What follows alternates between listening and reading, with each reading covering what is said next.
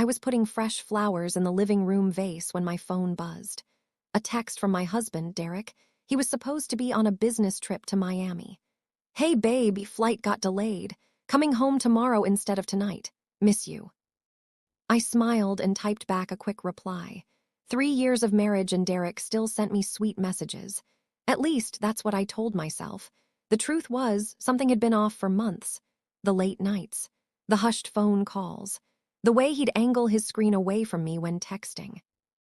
But I pushed those thoughts away. I always did. The next morning, I was making coffee when I heard a car pull into the driveway. Then another, and another. I frowned and walked to the window. My heart stopped. Derek was getting out of his SUV, but he wasn't alone. A woman I'd never seen before stepped out of the passenger side. She was young, maybe 25, with long dark hair and designer sunglasses. Behind them, an older couple emerged from a second car, and from a third vehicle came two more people, a young man and a woman who looked like siblings. 6 strangers, and my husband, walking toward my house like they owned it. I stood frozen as Derek opened the front door. He didn't even call out to me, just walked in like this was completely normal. "Maya," he said when he saw me standing there in my robe, coffee cup trembling in my hand. "Perfect timing.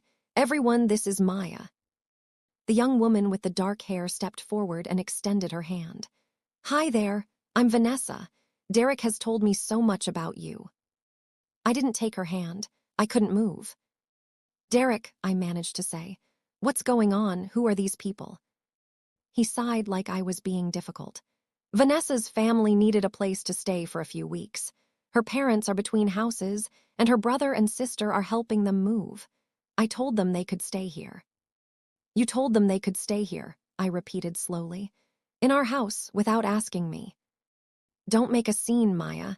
Derek's voice had that edge to it, the one he used when he wanted me to be the good wife, the accommodating wife. "They're already here. What was I supposed to do, leave them at a hotel?" Vanessa's mother, a heavy-set woman with too much makeup, clicked her tongue. "Derek, you said your wife would be welcoming. She doesn't seem very friendly." I stared at this woman I'd never met who was already criticizing me in my own home. My mouth opened, but no words came out. "She's just surprised," Derek said smoothly. "Maya, why don't you go get dressed and then show everyone to the guest rooms?" Guest rooms, plural. We had 3 bedrooms in this house. The master, my home office that I'd converted into a small studio for my design work, and 1 actual guest room. How was I supposed to accommodate 6 people? "Derek, can I speak to you privately?" My voice came out steadier than I felt. He followed me into the kitchen, already looking annoyed. "What is this?" I hissed. "Who is that woman, and why is her entire family moving into our house?" "Vanessa is a colleague," he said, not meeting my eyes. "Her family hit some hard times. I'm just helping them out." "A colleague? You've never mentioned anyone named Vanessa." "I don't tell you about everyone at work, Maya. You'd be bored to tears." I wanted to scream. I wanted to throw something. But I did what I always did. I took a breath and tried to be reasonable. "Derek, this is our home. You can't just invite 6 strangers to live here without discussing it with me first."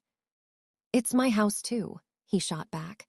"Actually, it's more my house since I'm the one who pays the mortgage." That stung. It was true that Derek made more money than me. His law firm paid well, and my freelance graphic design business was still growing. But I paid the utilities, the groceries, handled all the household expenses. I'd also put my entire inheritance from my grandmother into the down payment 3 years ago, $80,000 that I'd been saving since I was 18. But Derek had a way of making me feel like none of that mattered. "Fine," I heard myself say. "How long are they staying?" "Just a few weeks, maybe a month. Their new place should be ready by then." A month, with 6 strangers in my house, one of whom my husband couldn't stop glancing at through the kitchen doorway. I should have said no. I should have put my foot down right then and there. But I didn't, because that wasn't who I was. I was Maya Chen, the girl who always made things work, the wife who never complained, the woman who bent over backward to keep everyone happy. So I smiled. I got dressed. and I showed Vanessa's family to their rooms. They took over my studio. I came home from a client meeting 3 days later to find Vanessa's mother had moved all my design equipment into the garage. My $3,000 computer, my Wacom tablet, my carefully organized files. "Hope you don't mind," she said, not sounding sorry at all. "We needed the space. That little room was too cramped for me and Harold." I minded. I minded so much I could barely breathe. But Derek wasn't home, and I didn't want to cause a scene. "I'll figure something out," I said through gritted teeth. That night, I tried to talk to Derek again. "Your design stuff can go in the garage," he said, scrolling through his phone. "It's not like you use it every day." "I use it for my job, Derek. You know, the work I do to contribute to this household." "Don't be dramatic. It's temporary." Everything was temporary. Everything was fine. Everything was just me being dramatic. Vanessa started joining us for dinner every night. Her parents would retreat to their room early, and her siblings spent most of their time out of the house. But Vanessa, she was always there, always sitting next to Derek, always laughing at his jokes, always touching his arm when she talked. "Vanessa's amazing," Derek said one night after she'd gone to bed. "She really gets me, you know. She understands the pressure I'm under at work." "I understand the pressure you're under," I said quietly. He looked at me like he'd forgotten I was there. "Yeah, but it's different with her. She's in the legal field too. She gets it." I lay awake that night, staring at the ceiling. Something was wrong. Something was very, very wrong. But I couldn't bring myself to say it out loud. The first real crack came 2 weeks later. I came home early from a meeting that got canceled. The house was quiet, which was strange. Usually Vanessa's mother was watching her soaps at full volume, or her father was complaining about something. I heard laughter coming from upstairs, from my bedroom. I climbed the stairs slowly, my heart pounding so hard I could feel it in my throat. The bedroom door was slightly open. I pushed it wider. Derek and Vanessa were sitting on my bed, not doing anything explicit, just sitting close together, her head on his shoulder, his arm around her waist. They were looking at something on his phone and laughing. They didn't even notice me at first. "Derek." He jumped up so fast, he almost knocked Vanessa over. "Maya, you're home early. What's going on here?" "Nothing." His voice was defensive. "We were just looking at some funny videos from the office party." "On our bed." "Don't start, Maya. Seriously, don't start." Vanessa stood up smoothly, not a trace of guilt on her face. "I should go help my mom with dinner," she said, slipping past me with a small smile. After she left, I turned to Derek. "I want them out." "What?" "Her family. I want them out of our house, today." Derek's face went hard. "You don't get to make that decision." "I absolutely do get to make that decision. This is my home too, and I'm not comfortable with them here anymore." "You're being paranoid." "Am I? Because what I just saw didn't look like nothing, Derek." "We were watching videos, that's all." He stepped closer, and for a second I thought he was going to comfort me. Instead, his voice dropped to something cold. "You know what your problem is, Maya? You're insecure, you've always been insecure, and it's exhausting." I felt like he'd slapped me. "Maybe I'm insecure because my husband is getting cozy with another woman on our bed, while her family has taken over our house. I'm not doing this with you." He grabbed his jacket from the chair. "I have to go back to the office. It's 7 p.m. Some of us have real jobs, Maya." He was gone before I could respond. I sank onto the bed, the same bed where I'd just found him with Vanessa. The sheets smelled like her perfume, something floral and expensive. My phone buzzed, a text from my best friend, Rosa. "Hey girl, haven't heard from you in weeks. Everything okay?" I typed back, "Can we talk tomorrow? I think something's really wrong." That night, Derek didn't come home until 2 a.m. I pretended to be asleep. He didn't try to wake me. Rosa met me for coffee the next morning. She took one look at my face and ordered us both something stronger than lattes. "Talk to me," she said. So I did. I told her everything. The family showing up unannounced. The way Vanessa had slowly infiltrated every part of my life. The scene on the bed, Derek's reaction. Rosa's expression got darker with every word. Maya, honey, you know what this sounds like, right? I don't know. That's the problem. I don't know if I'm being crazy or if something's really going on. You're not crazy. Rosa reached across the table and grabbed my hand. That man is gaslighting you, classic textbook gaslighting. But maybe they really were just watching videos. On your bed, with her head on his shoulder, Rosa shook her head. Girl, no, you know better than this. I did know better. Deep down, I did. But 3 years of being told I was too sensitive, too dramatic, too insecure had done a number on me. What do I do? First, you need to protect yourself. Do you know anything about your finances? Like, really know. I hesitated. Derek handled most of the money. He said it was easier that way since he was the one with the business degree.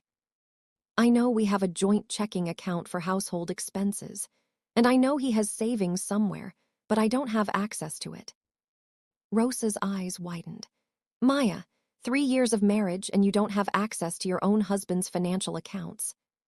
He said it was for my protection, in case something happened to him, something about liability and his law practice.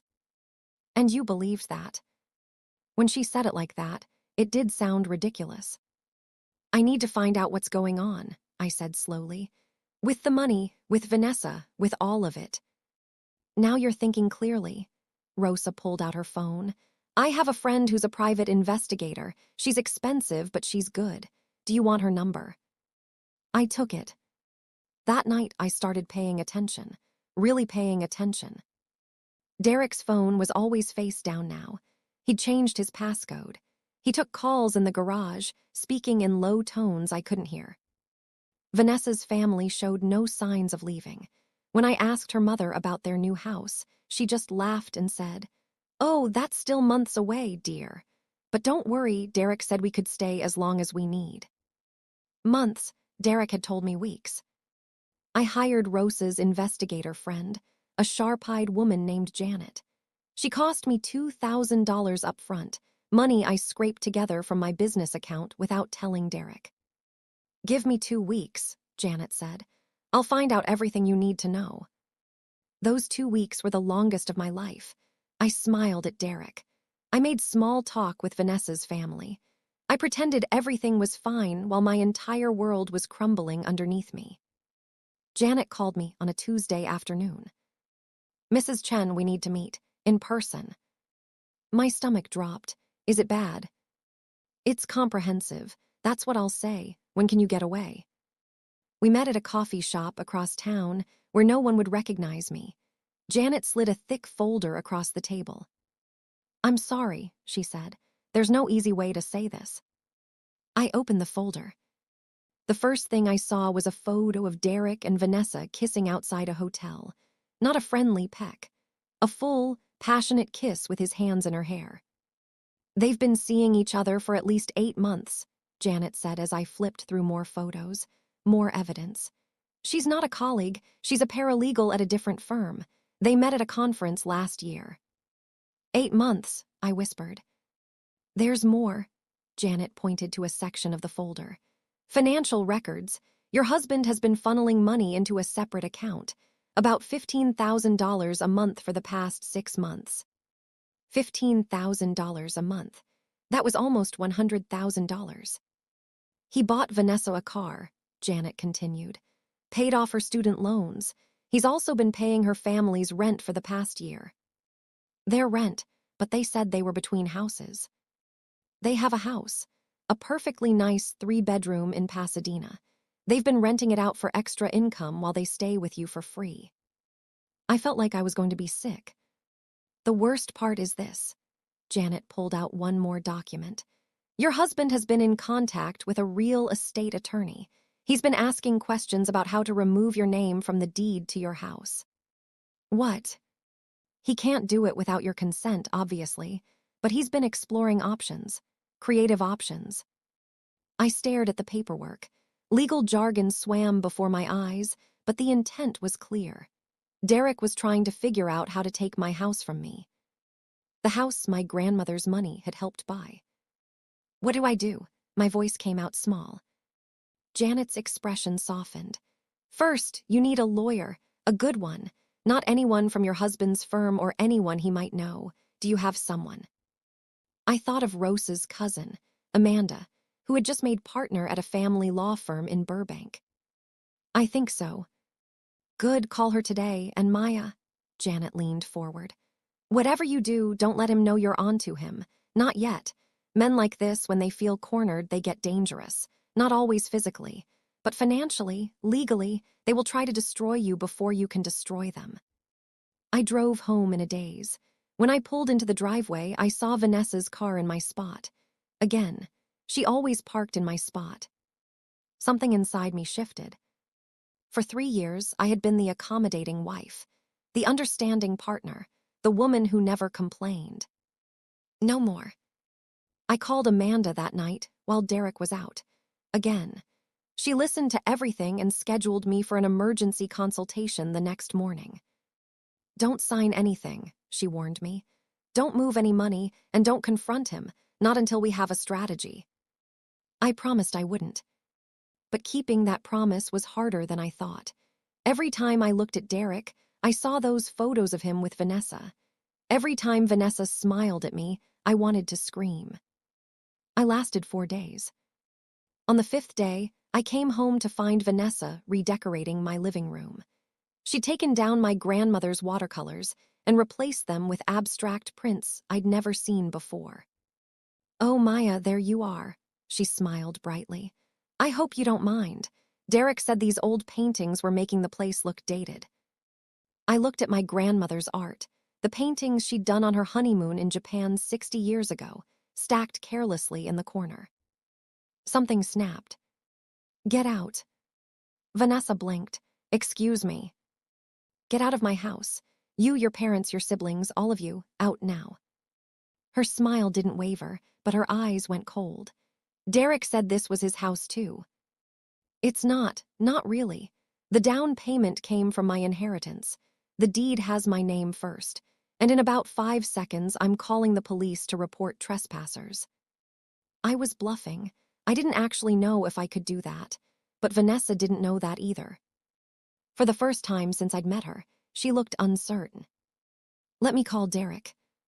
Call whoever you want, but start packing while you do it. She retreated upstairs, phone already to her ear. I could hear her rapid-fire conversation, though not the words. 20 minutes later, Derek stormed through the front door. What the hell do you think you're doing? I was sitting in the living room, my grandmother's paintings restored to their rightful places. I'd poured myself a glass of wine. I felt eerily calm. I'm reclaiming my home. You can't just kick out my guests. They're not guests, Derek. Guests get invited. Guests leave after a reasonable amount of time.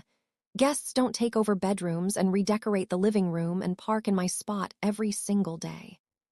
He stared at me like he'd never seen me before. Maybe he hadn't. Maybe I'd been hiding this version of myself for so long that even I'd forgotten she existed.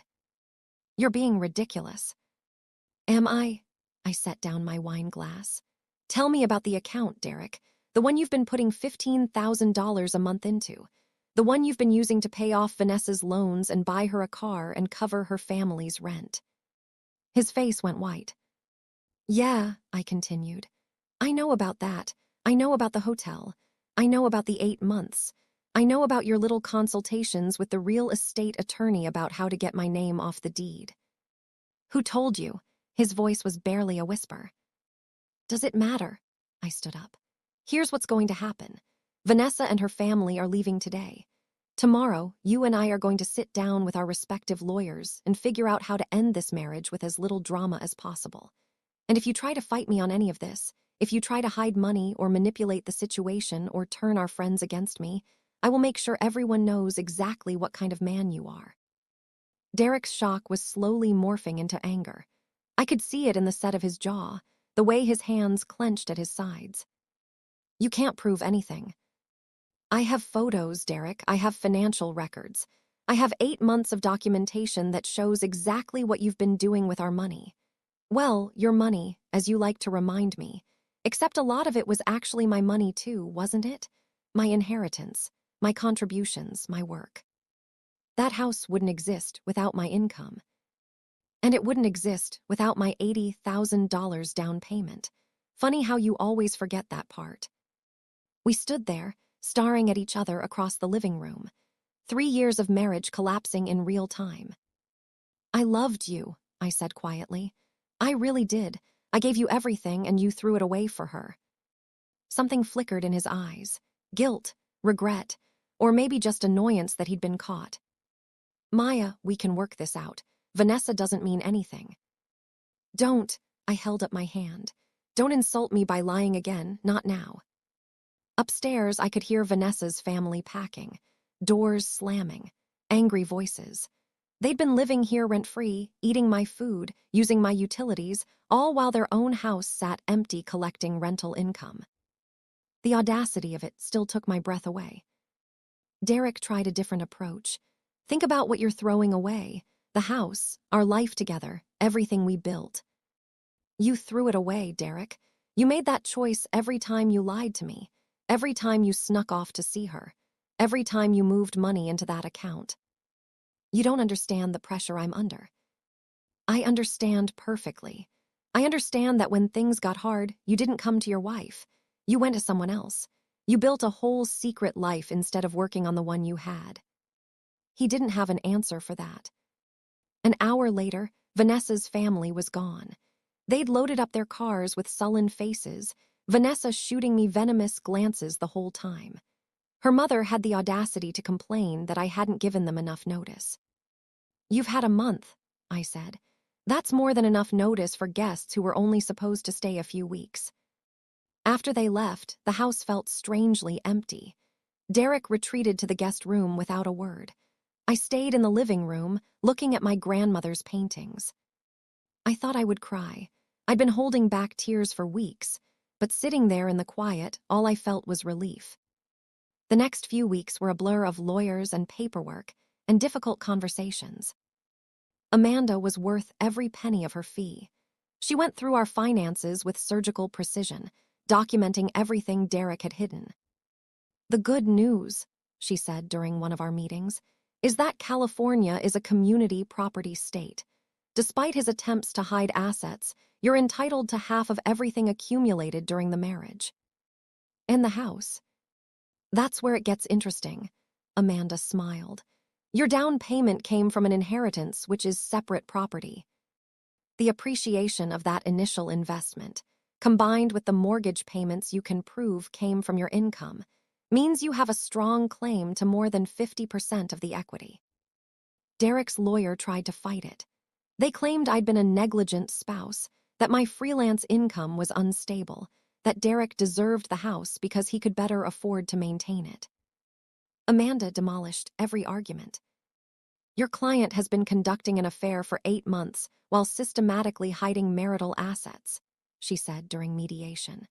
He moved his mistress's entire family into the marital home without his wife's consent. He's been paying that family's rent on a separate property while they lived in Mrs. Chen's home for free. And he's been consulting with attorneys about removing her from the deed to a property she substantially funded. Derek's lawyer looked like he wanted to be anywhere else. Given these circumstances, Amanda continued, my client is entitled to significant compensation. We're prepared to go to trial if necessary. I'm sure the judge would be very interested in hearing about the $90,000 Mr. Chen diverted to his paramour over the past 6 months.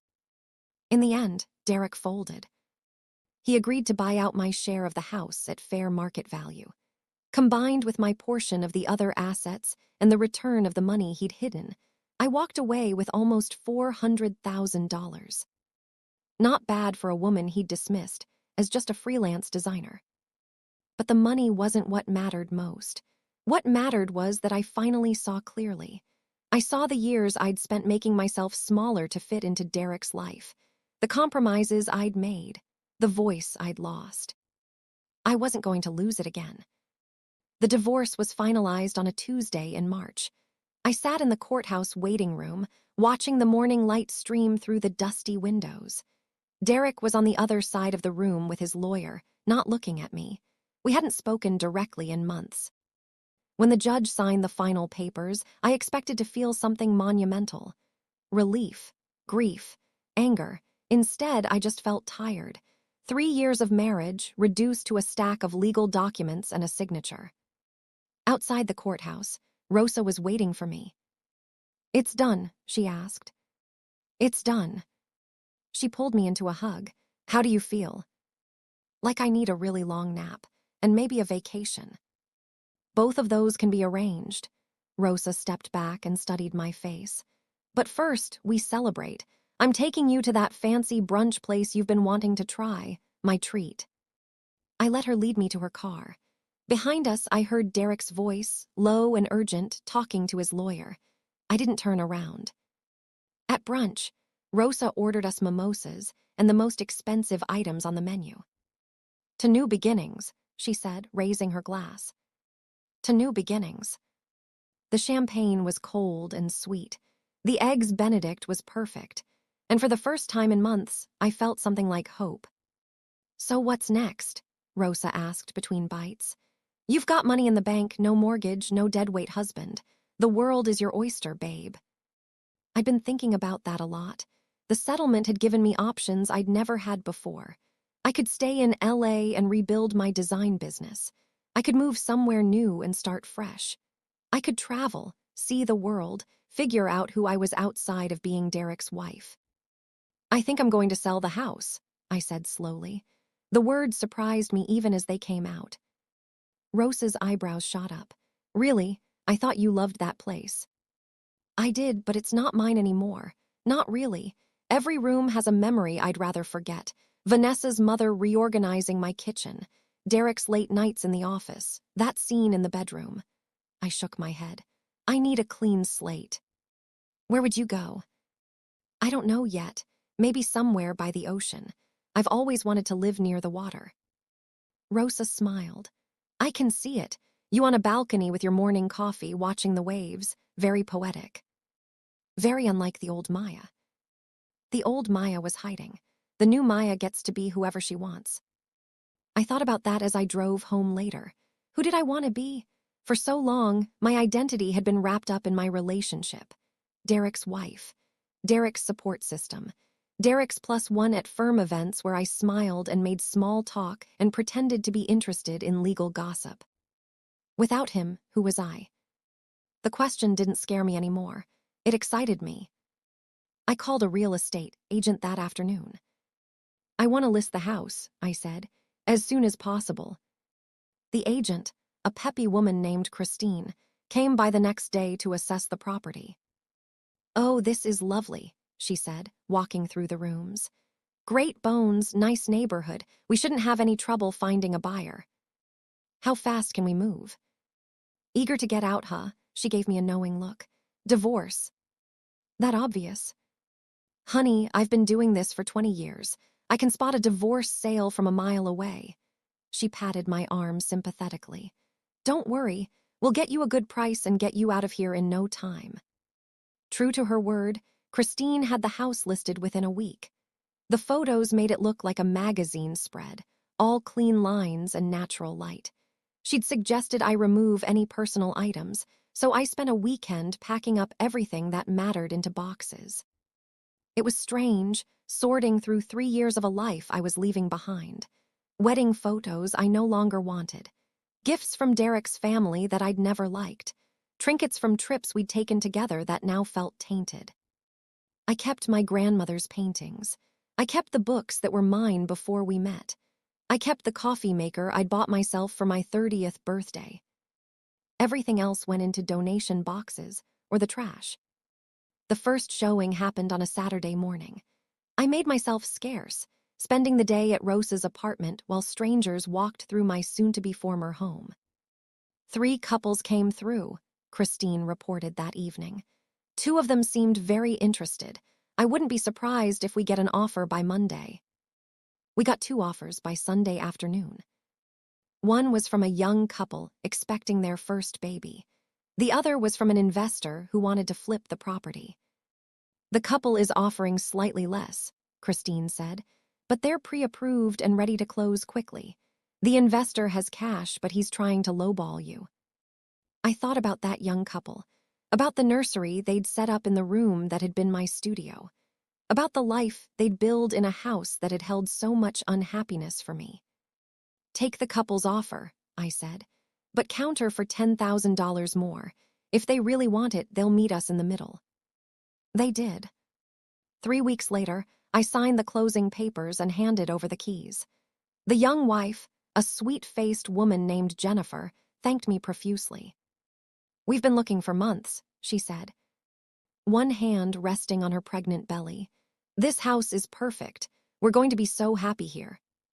"I hope you are," I said, and I meant it. That night, I stayed in a hotel near the airport. My flight to San Diego was leaving in the morning. I'd found a rental apartment online, a small one-bedroom with an ocean view. It wasn't permanent, but it was a start. I lay in the hotel bed, staring at the ceiling. No more house, no more husband, no more pretending. Just me. My phone buzzed, a text from an unknown number. "Maya, it's Derek. I heard you sold the house. Can we talk?" I stared at the message for a long time. Then I blocked the number and turned off my phone. San Diego was everything I needed it to be. The apartment was small but bright, with big windows that let in the sea breeze. I could hear the waves at night if I left the windows open. I could walk to the beach in 10 minutes. For the first week, I didn't do much of anything. I slept late. I took long walks along the water. I ate fish tacos from a stand near the pier and watched the surfers paddle out at sunset. It felt like waking up from a long, strange dream. Rosa called every few days to check on me. "You sound different," she said during one of our calls. "Lighter." "I feel lighter, like I've been carrying something heavy for years, and I finally put it down." "That's because you were carrying something heavy, a 200-pound man-child named Derek." I laughed, a real laugh, not the polite chuckle I'd perfected during my marriage. "I'm thinking about expanding my business," I said. "Going after bigger clients, maybe hiring an assistant." "Look at you, boss lady. I love it." "I figure if I'm starting over, I might as well go big." That's the Maya I remember from college, the one who was going to conquer the world. I'd forgotten about that Maya, the one who'd had dreams and ambitions before Derek convinced her that supporting his career was more important than building her own. "She's making a comeback," I said. "She's making a comeback," I said. By my second month in San Diego, my business was thriving. Word had gotten around about the quality of my design work, and referrals were coming in faster than I could handle. I hired a part-time assistant, a recent college grad named Lily who reminded me of myself at that age. "You're really talented," I told her during our first week working together. "Don't let anyone make you think otherwise." She looked at me like I'd said something profound. Maybe I had. I started taking better care of myself, too. Morning jogs on the beach, yoga classes at a studio near my apartment, cooking real meals instead of grabbing takeout because I was too tired to stand in my own kitchen. I even started dating again. Nothing serious, just coffee dates and occasional dinners with men I met through friends of friends. It was strange at first, trying to remember how to be myself instead of half of a couple. But slowly, I figured it out. One evening, about 3 months after my move, I was sitting on my balcony watching the sunset when my phone rang. I didn't recognize the number, but it had an LA area code. "Hello. Is this Maya Chen?" A woman's voice, professional but warm. "Yes, who's calling?" "My name is Dr. Patricia Huang. I'm a producer for Pacific Coast Media. We're developing a documentary series about women who have rebuilt their lives after divorce, and your name came up in our research.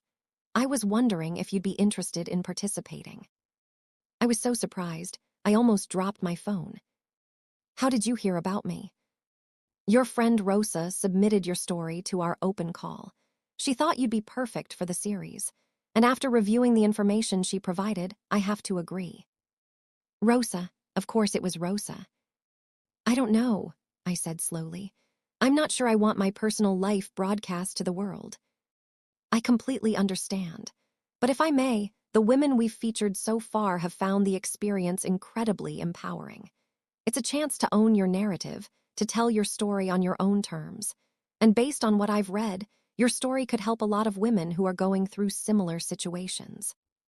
I thought about all the times during my marriage when I'd felt alone, when I'd wondered if I was crazy for feeling unhappy, when I'd convinced myself that my situation wasn't bad enough to leave. What if I could reach those women? What if my story could help them see that they deserved better? Can I think about it? I asked. Of course. Take all the time you need. I'll send you some information about the series, and you can reach out when you're ready. After I hung up, I called Rosa. You submitted my story to a documentary, I demanded. Surprise, she had the decency to sound a little guilty. I was going to tell you if they contacted you. They just did. And are you going to do it? I looked out at the ocean. The sun was dipping below the horizon, painting the sky in shades of orange and pink. I'm thinking about it. Maya, this could be amazing for you, not just professionally, but personally. You've been through so much, and you came out the other side stronger. People need to hear that. It's just so personal. I know, but think about all the women out there stuck in bad marriages, convinced they can't leave. Think about how much it would have helped you to hear someone else's story, to know you weren't alone. She had a point. During the worst of my marriage, I'd searched endlessly for stories like mine. Women who'd been in my situation and gotten out. Women who'd rebuilt their lives and found happiness. Maybe I could be that story for someone else. I'll do it, I said, but you're buying me dinner when I'm back in LA for the filming. Deal, the most expensive sushi place in town. The documentary filming happened over the course of 2 months. Patricia and her crew followed me through my daily routine in San Diego, capturing my morning runs and my design work and my sunset sessions on the balcony. They also flew me back to LA for interviews. I sat in a studio with soft lighting and a comfortable chair, and I told my story, all of it. Meeting Derek in grad school, our whirlwind romance, the wedding that had made my parents nervous because they thought it was too fast, the slow erosion of my sense of self, the discovery of his affair, the fight to reclaim my life. It was harder than I'd expected. There were moments when I had to stop and collect myself, when the memories came flooding back with an intensity that surprised me. But there were also moments of unexpected clarity, moments when I heard myself describe my marriage and thought, how did I put up with that for so long? The answer, I realized, was complicated. Love, fear, hope, the belief that if I just tried hard enough, I could make it work. What would you say to women who are in similar situations? Patricia asked during our final interview. I thought for a long moment. I'd say trust yourself, trust your instincts. If something feels wrong, it probably is. And I'd say that leaving isn't giving up. Sometimes leaving is the bravest thing you can do. Any regrets? I regret not leaving sooner. I regret all the time I spent trying to make something work that was broken from the start. I paused. But I don't regret the experience. It taught me who I am. And who I am is someone who survived, someone who thrived. The documentary aired on a streaming platform 6 months later. Within a week, it had been viewed by over 2 million people. My inbox was flooded with messages from women sharing their own stories. You made me realize I'm not crazy. I finally found the courage to leave. Thank you for showing me there's life on the other side. Each message felt like a small miracle. But the biggest surprise came on a random Tuesday afternoon. I was in my apartment, working on a logo for a new client, when my phone rang. Another LA number I didn't recognize. Hello. Is this Maya Chen, the Maya Chen from the documentary? Yes, who's calling? My name is Sarah Mitchell. I'm Vanessa's sister. I nearly dropped my phone. Excuse me. Please don't hang up. I know you have every reason to hate me and my family, but I need to tell you something. I've been wanting to reach out ever since I saw the documentary. I sat down heavily on my couch. I'm listening. What we did to you was wrong. Moving into your house, taking advantage of your hospitality, treating you like a servant in your own home. I knew it was wrong at the time, but I didn't say anything. I went along with it because Vanessa said Derek was going to leave you and marry her. She said you were practically divorced already. We weren't. I know that now. I knew it then too, if I'm being honest. I just didn't want to see it. Sarah's voice cracked. After everything fell apart, after Derek got exposed and Vanessa lost him, our family fell apart too. My parents fought constantly. Vanessa blamed everyone but herself. I started going to therapy, trying to understand how I'd become someone who could participate in something so hurtful. I didn't know what to say. This was the last conversation I'd expected to have. I'm not looking for forgiveness, Sarah continued. I know I don't deserve it. I just wanted you to know that I'm sorry, truly sorry, and that watching your documentary helped me understand the damage we caused. You were so kind to us, and we repaid you with cruelty. That's going to haunt me for the rest of my life. I sat with her words for a moment. 3 years ago, I would have forgiven her immediately, reflexively, because that's what the old Maya did. She forgave and forgot and moved on, even when forgiveness wasn't earned. But I wasn't the old Maya anymore. Thank you for calling, I said finally. I appreciate your apology, but I'm not ready to forgive you. Maybe I never will be. What your family did to me wasn't just an inconvenience. It was a violation. You came into my home and made me feel like a stranger in my own life. You watched my husband parade his affair in front of me and said nothing. I know, Sarah was crying now. I know. I hope your therapy helps. I hope you become a better person. But that journey is yours, not mine. I don't owe you absolution. You're right. I'm sorry for asking. Goodbye, Sarah. I hung up and sat in the silence of my apartment. The ocean waves murmured in the distance. A year ago, that conversation would have destroyed me. I would have spent days analyzing every word, wondering if I'd been too harsh, worrying about what Sarah thought of me. Now I just felt at peace. I'd said what I needed to say. I'd held my boundaries, and I'd done it without crumbling. That, more than the money or the new apartment or the thriving business, was proof of how far I'd come. 2 years after my divorce, I got an invitation that made me laugh out loud. It was a wedding invitation. Derek was getting married. To Vanessa. Rosa called me 5 minutes after I posted a photo of the invitation on our group chat. The audacity, she said. The absolute audacity of sending you a wedding invitation. I know, it's incredible. Please tell me you're not actually considering going. Of course not, but I am considering sending a gift. Maya Chen, don't you dare. I'm thinking a nice set of luggage, for when she needs to pack up and leave after he cheats on her. Rosa burst out laughing. Okay, that's actually pretty good. Or maybe a book on how to spot a liar, or a gift card to a private investigator. Stop, I'm going to hurt myself laughing. In the end, I didn't send anything. I threw the invitation in the trash and went for a long walk on the beach. The sunset was particularly beautiful that evening, all gold and crimson streaking across the sky. I thought about Derek and Vanessa starting their life together. I wondered how long it would last. I wondered if she knew what she was getting into, or if she believed she was special, different, the one who would finally make him happy. It wasn't my problem anymore. My phone buzzed. A text from someone named Marcus. Hey Maya, this is Marcus from the coffee shop near your place. We talked last week about design work.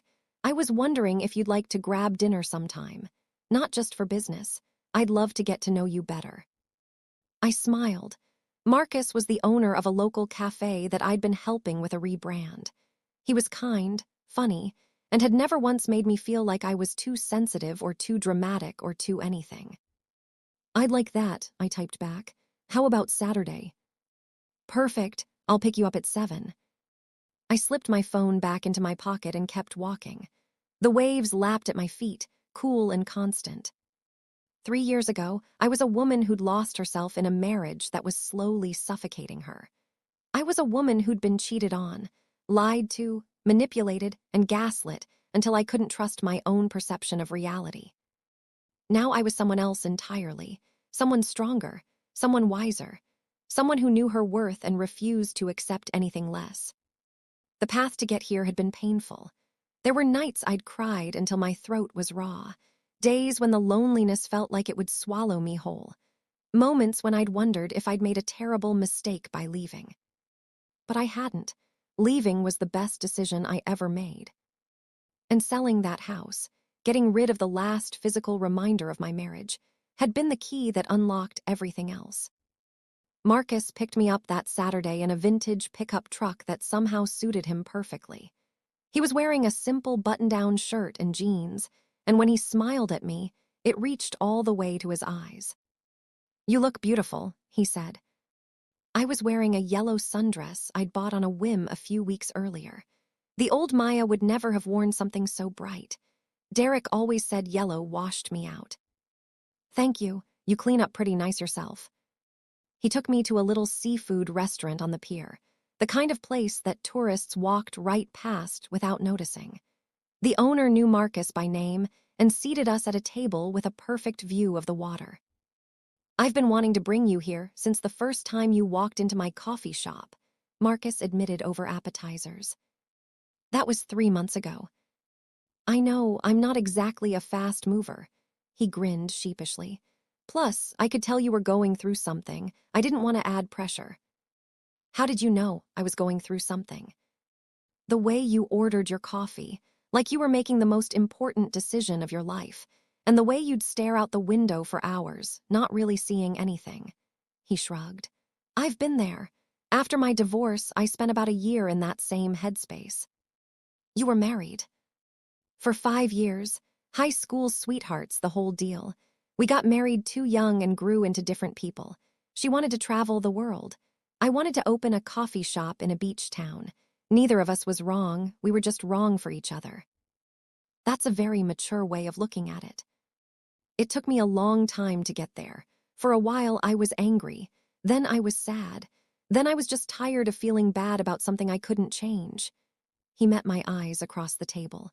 "From what I've read, your situation was a lot more complicated than mine." "You saw the documentary." "I did. I hope that's okay." I thought about it. A year ago, I would have been mortified. The idea of someone knowing all my most painful secrets before we'd even been on a date would have sent me running. But now it felt almost like a relief. No pretending, no performing. He already knew the worst parts of my story, and he was still here. "It's okay," I said. "Saves me the awkward conversation later." Marcus laughed. "I like that about you. You're direct." "I wasn't always. I used to be the most indirect person you'd ever meet. I'd rather twist myself into knots than say what I actually wanted." "What changed?" "I realized that being direct is the only way to get what you need. And that people who can't handle directness probably aren't people I want in my life anyway." "Well, I can handle it." He raised his glass. "To directness." "To directness." The rest of the evening flowed easily. We talked about our businesses, our families, our dreams for the future. Marcus wanted to open a second location of his cafe in the next few years. I wanted to expand my design firm into a full agency with multiple employees. "Big plans," he said admiringly. "Go big or go home, right?" "I like your style, Maya Chen." When he dropped me off at my apartment, he walked me to the door but didn't try to kiss me. Instead, he took my hand and held it for a moment. "I had a really great time tonight." "Me too." "Can I see you again, next weekend?" "I'd like that." He squeezed my hand gently and then let go. I watched him walk back to his truck, and I felt something I hadn't felt in a very long time. Hope. Not the desperate hope I'd clung to during my marriage, the hope that Derek would change, that things would get better, that if I just tried harder, everything would work out. This was a different kind of hope, quieter, steadier. The hope that came from knowing I'd be okay no matter what happened. Whether things worked out with Marcus or not, I was going to be fine. I'd already proven that. But as it turned out, things did work out with Marcus. We took it slow, really slow. Coffee dates that turned into long walks on the beach, dinners at quiet restaurants where we talked for hours, lazy Sunday mornings at his cafe where I'd work on design projects while he made me elaborate latte art. "You're spoiling me," I told him after he presented me with a cappuccino featuring a perfect foam heart. That's the plan. 6 months into our relationship, he asked me to meet his family. I was nervous, the memory of Derek's family and their cruelty still fresh in my mind. But Marcus's parents were nothing like the Blacks. His mother, Linda, hugged me like we'd known each other for years. "Marcus hasn't stopped talking about you," she said. "The woman who helped him redesign his logo. The woman with the ocean view apartment. The woman who actually listens when he rambles about coffee beans." "Mom," Marcus groaned. "What? It's true. I've never seen you this happy." His father, George, was quieter but equally warm. Over dinner, he told me about their family's history, how they'd immigrated from the Philippines when Marcus was a baby, how they'd worked 3 jobs each to build a life in America. "We taught Marcus to value hard work and honesty," George said. "Sounds like you share those values." "I try." "From what I hear, you do more than try. You built a business from scratch. You got through a difficult divorce. You didn't let anyone define you." He raised his glass. "That takes strength. I respect it." I had to blink back tears. On the drive home, Marcus reached over and took my hand. "Sorry if they were a lot. My family doesn't really do subtle." "They were perfect. They made me feel like part of the family." "You are, or you will be if you want to be." I looked at him. "What are you saying?" "I'm saying that I love you, Maya. I'm saying that I've never felt this way about anyone. And I'm saying that whenever you're ready, I want to spend the rest of my life with you." My heart stopped, then started again, faster than before. "That sounds a lot like a proposal." "It's not yet. I know you need time. I know trust doesn't come easy for you anymore." He squeezed my hand. "I'm just letting you know where I stand. No pressure, no timeline, just the truth." I didn't know what to say, so I said the only thing that felt right. "I love you too." He smiled, that warm smile that I'd fallen in love with without even realizing it. That's all I needed to hear. A year later, Marcus proposed for real. We were on the beach at sunset, the same beach where I'd taken so many walks while putting my life back together. He got down on one knee and pulled out a simple diamond ring. "Maya Chen," he said, "you are the strongest, kindest, most resilient woman I've ever known. You walked through fire and came out the other side more beautiful than ever. I know I can't erase what happened to you before we met, but I can promise to spend the rest of my life making sure you never feel that way again. Will you marry me?" I said yes before he finished talking. Our wedding was small, just family and close friends on a cliff overlooking the ocean. Rosa was my maid of honor, of course. She cried through the entire ceremony and denied it afterward. I wasn't crying. I had something in my eye for 30 minutes straight. My parents walked me down the aisle together. My mom couldn't stop smiling. My dad, usually so stoic, wiped his eyes when he handed me off to Marcus. "Take care of her," he said. "Always," Marcus promised. The ceremony was simple. We'd written our own vows. I talked about second chances and the courage to start over. Marcus talked about patience and the beauty of finding love when you least expect it. When we kissed, the sun was setting behind us, painting the sky in shades of orange and gold. That night, at the reception, Rosa pulled me aside. "Remember when you first called me about Vanessa's family moving into your house?" How could I forget? "You sounded so broken, like you didn't even recognize your own life anymore, and now look at you." She gestured at the scene around us, the fairy lights, the laughing guests, Marcus twirling his mother around the dance floor. "You built this, you made this happen." I had help. You had support. That's different. You're the one who did the hard work. You're the one who chose to leave, to start over, to open your heart again even after it had been shattered. I hugged her tight. "Thank you for always believing in me. Thank you for finally believing in yourself."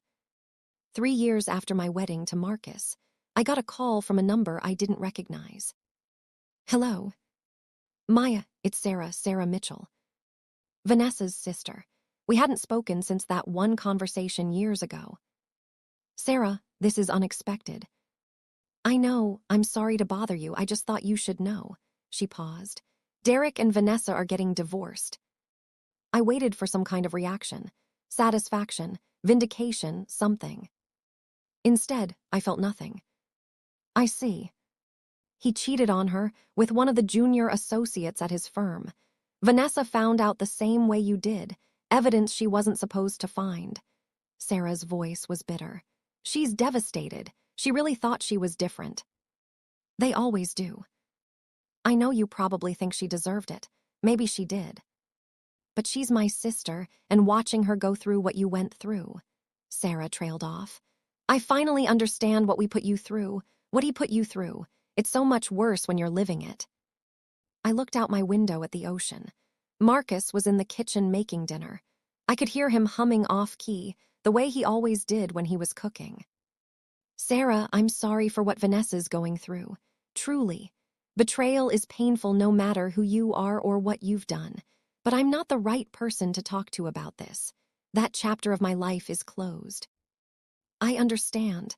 I just wanted you to know that I think about what we did to you, all the time, and I'm trying to be better. I hope you succeed.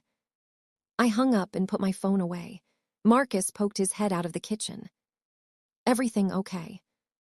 Just a call from the past. Need to talk about it. No, it's done. He came over and wrapped his arms around me. I leaned into him, breathing in the familiar scent of coffee and sea salt. Dinner's almost ready. That new pasta recipe you wanted to try. You're too good to me. No such thing. We ate dinner on the balcony, watching the last light fade from the sky. Marcus told me about a customer who'd come into the cafe that day, a young woman who was clearly going through something difficult. She reminded me of you when we first met. That same look in her eyes, like she was trying to hold herself together. What did you do? I made her a lavender latte on the house and told her that whatever she was going through, it would get better. And I gave her a card for that support group you helped start. After the documentary had come out, I'd partnered with a local women's center to create a support group for women going through divorce. We met twice a month to share stories, resources, and encouragement. It had grown from 5 members to over 50. You're a good man, Marcus. I learned from watching you. That night, I lay in bed thinking about the journey that had brought me here. The pain, the betrayal, the moment I decided to fight back. If Derek hadn't brought Vanessa and her family into our home, would I have ever left? Would I have spent the rest of my life making excuses for him, shrinking myself to fit his expectations? I'd never know, but I knew this. Sometimes the worst things that happen to us become the best things that could have happened. Derek's cruelty had been the catalyst for my transformation. Vanessa's arrogance had been the spark that finally lit the fire. And now I was here, married to a man who truly loved me, running a successful business, surrounded by friends and family who valued me for who I was. The next morning, I woke up to sunlight streaming through the windows and the smell of fresh coffee. Marcus was already up, sitting on the balcony with 2 cups. Good morning, beautiful. I smiled and joined him. The ocean stretched out before us, endless and sparkling. I was thinking, Marcus said, about what you told me last night, about Derek and Vanessa. What about it? It made me realize how lucky I am, how lucky we are to have found each other, to have built this life. He took my hand. I don't tell you enough how grateful I am that you chose me, that you trusted me after everything you'd been through. Marcus, you don't have to thank me for loving you. Maybe not, but I'm going to anyway. He kissed my hand. Every day for the rest of our lives. I squeezed his fingers and looked out at the water. Somewhere in LA, Derek was probably waking up to another failed relationship, another broken promise, another woman realizing that he wasn't who he pretended to be. Somewhere in Pasadena, Vanessa was probably crying into her pillow, wondering how the man she'd stolen from me could have done the same thing to her. And somewhere on a cliff overlooking the ocean, I was drinking coffee with the love of my life, watching the sun rise on another perfect day. Life had a funny way of working out. 5 years after my divorce from Derek, I published my first book. It was called Finding Maya, and it was part memoir, part self-help guide for women rebuilding their lives after toxic relationships. The publishing process was terrifying. Putting all of my experiences into writing felt even more exposing than the documentary had been. But when the book hit the shelves and the messages started pouring in, I knew it had been worth it. Women wrote to me from all over the country. Some of them were in the middle of divorces. Some of them were still gathering the courage to leave. Some of them had been out for years and just wanted to say thank you for telling a story that made them feel less alone. One message stood out. Dear Maya, I'm writing this from a hotel room. I left my husband 3 hours ago. I've been afraid to leave for 5 years, but I read your book and something clicked. If you could do it, maybe I could too. I don't know what's going to happen next, but for the first time in a long time, I feel like I might actually be okay. Thank you for showing me the way. I cried when I read it. Then I wrote back, giving her the contact information for resources in her area and encouraging her to take it one day at a time. The book tour took me across the country, bookstores, conference centers, women's shelters. Everywhere I went, women came up to me with their own stories. My husband did the same thing yours did. I stayed for 15 years because I didn't think I deserved better. You're the reason I finally found the courage to leave. Each story broke my heart and healed it at the same time. Marcus came with me whenever he could. He'd sit in the back of the room during my talks, smiling that proud smile that still made my stomach flutter after all these years. You're amazing, he'd say afterward. You know that, right? I know you think so. The whole world thinks so. I just had the good sense to see it first. When the tour ended, I came home to San Diego exhausted but fulfilled. Rosa had thrown me a welcome home party, complete with a cake that said World's Best Author in pink frosting. I'm not the world's best anything, I protested. Too bad, the cake has spoken. That night after everyone left, Marcus and I sat on our balcony one last time. The ocean was calm, the stars were bright, and somewhere in the distance, a ship's horn sounded. So what's next? He asked.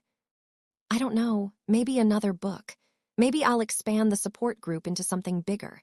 Maybe I'll just take a break and enjoy my life for a while. All good options. I looked at him. What would you do if you were me? I'd probably open a second coffee shop, he grinned. But that's just me. Maybe I'll write about that. The coffee shop method of healing, how to rebuild your life one latte at a time. I'd buy it. I laughed and leaned against his shoulder. Thank you, Marcus. For what? For being you, for being patient, for being here. He kissed the top of my head. There's nowhere else I'd rather be. Sometimes I still think about the woman I used to be. The one who was so afraid of conflict that she let her husband move his mistress's entire family into their home. The one who apologized for having feelings. The one who thought that being a good wife meant erasing herself completely. I don't recognize her anymore. And that's okay. Because the woman I became, the one who stood up for herself, who fought for her home and her dignity, who rebuilt her life from the ground up, she was worth the journey. Every tear, every sleepless night, every moment of doubt and fear and heartbreak. They all led me here. To a small apartment with an ocean view. To a man who loves me exactly as I am. To a career that lets me help other women find their own strength.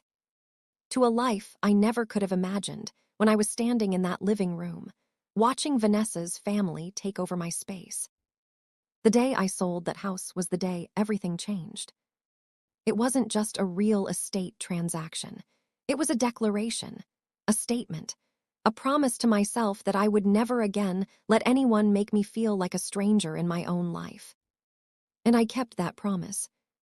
My phone buzzes now, a text from Rosa. Dinner Friday, I have news. I type back, good news or bad news? The best news, you'll see. I smile and set down my phone. Outside, the sun is setting over the ocean, painting the sky in all my favorite colors. Marcus comes up behind me and wraps his arms around my waist. Penny for your thoughts. Just thinking about how far we've come. Pretty far.